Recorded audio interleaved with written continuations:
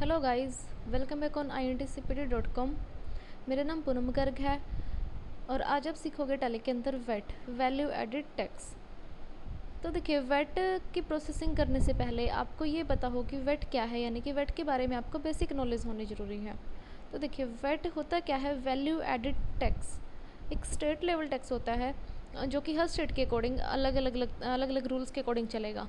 दिल्ली में अलग, हरियाणा में अलग, मुंबई में अलग। तो अब जो हम करेंगे वो डी वैट यानी कि दिल्ली वैट करेंगे। वैट आपका जब आप सेल और परचेज़ कराते हो तब आपको ये टैक्स पे करना पड़ता है, चार्ज करना पड़ता है। जैसे कि इनपुट वैट है, जब भी आप गुड्स को परचेज़ करोगे तो आपको एक टैक्स पे करना पड़ता है जिसको आप इनपुट वैट बोलते हो। और जब आप गुड्स को सेल कराते हो विद इन स्टेट तब आपको चार्ज करना पड़ेगा एक वैट जो कि आपका आउटपुट वैट होगा। देन उसके बाद आपके पास आता है वेट पेबल। मीन्स आउटपुट जितना भी आपने चार्ज किया माइनस कर देते हो जितना भी अभी तक आपने इनपुट वेट पे किया। जो अमाउंट आप बचेगा वो आपके लिए वेट पेबल होता है, यानी कि वो आपको डिपॉजिट कराना पड़ता है टू गवर्नमेंट के पास आप डिपॉजिट करा देते हो। जो वेट है उसकी रेट्स भी होती हैं, अपनी मर्ज़ी से हम ये नहीं लगा सकते हैं। गवर्नमेंट की रेट चलेंगी आपकी टू रेट्स होती हैं इसकी, lower rate and full rate.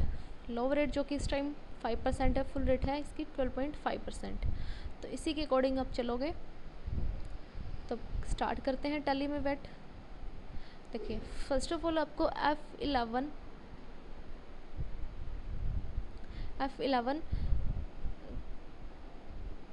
और F3 इसके अंदर आप आते हो स्टैट्यूटरी एंड टैक्सेशन वाले ऑप्शन पे। इसमें आप यस कराते हो अनेबल वैल्यू एडिड टैक्स, उसकी डिटेल्स को भी यस कराओगे। अब यहाँ पे स्टेट आपने कौन सी लेनी है, जिस भी स्टेट के अंदर आपने करना है वो आप स्टेट सेलेक्ट करते हो। डीलर की टाइप्स होती हैं, कौन सा डीलर आप हो, देन आप रेगुलर डीलर लोगे। अगर आपने एडिशनल इन्फॉर्मेशन डालनी है, वार्ड नंबर क्या है, ऑथराइज्ड पर्सन कौन है, स्टेटस वगैरह क्या है, तो आप ये इन्फॉर्मेशन भी डाल सकते हो।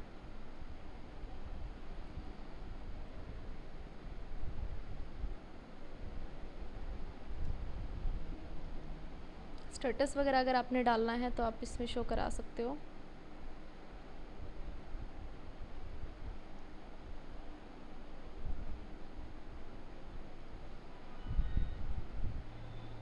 उसके बाद वेट की कुछ इन्फॉर्मेशन और आएंगी। वेट का टिन नंबर आपको मिलता है। रेगुलर हो तब आपका नंबर क्या है, इंटर स्टेट CST के केस में जो आपको नंबर मिलेगा। तो अगर ये इन्फॉर्मेशन आपके पास है तो आप इसको सेव कराते हो। फिर डालने के बाद Ctrl+A स्केप करके इससे बाहर आते हो। अब देखिए, अकाउंटिंग वाउचर में आप एंट्री पास करते हो purchase and sale. Accounting voucher में हम आते हैं परचेज़ कराने के लिए। फिर से आप करोगे F9, इनवॉइस नंबर आपने डालना है। उसके बाद पार्टी नेम आप डालोगे, आपने किस पार्टी से इसको परचेज़ कराया था।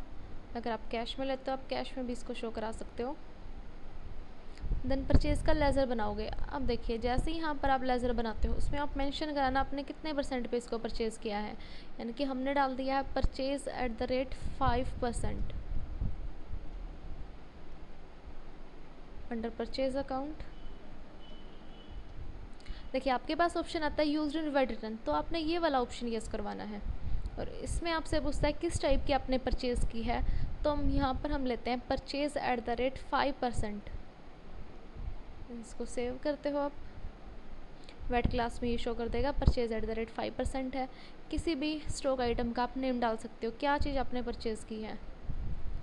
पेन हमने इसमें डाल दी है, या कोई भी आप इसमें आइटम्स ले सकते हो।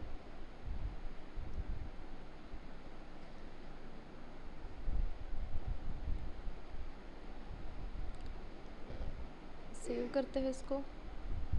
अब देखिए, जितनी भी क्वांटिटी आपने परचेज़ की आप क्वांटिटी डालते हो। रेट अगर आपने डालना है आप रेट भी शो कराओ। तो टोटल आपको अमाउंट दिखाएगा, आप डबल एंटर करते हो।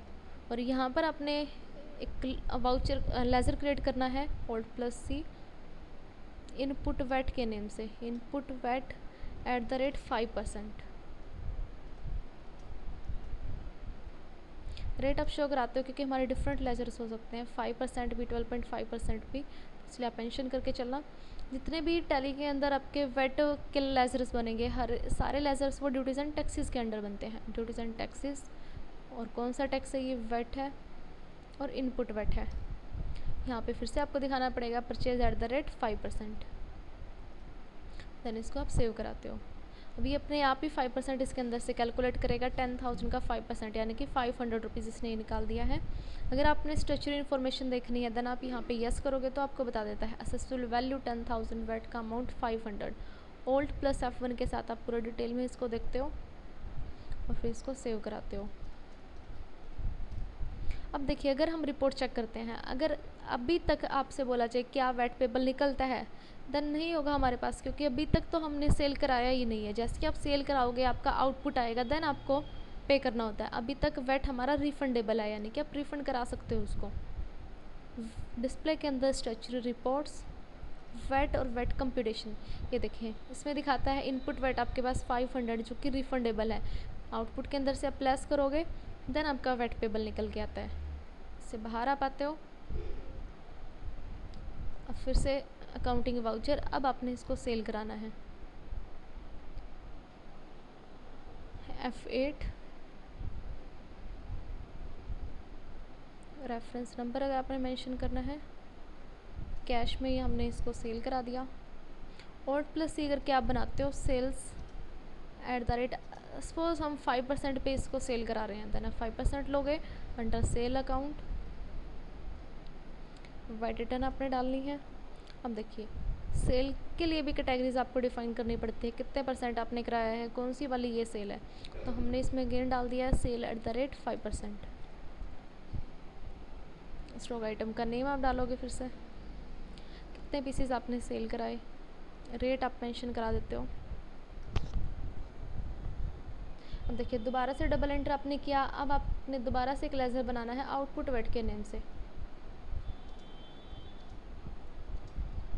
आउटपुट वेट @ 5%, जो कि आपका ड्यूटीज़ एंड टैक्सेस के अंडर ही बनता है। और वेट, और फिर से आप लेते हो आउटपुट वेट। अब देखिए आउटपुट वेट के लिए आपको कैटेगरी फिर से मेंशन करनी पड़ती है। आउटपुट वेट है ये @ 5%। कैलकुलेट करेगा ये 720।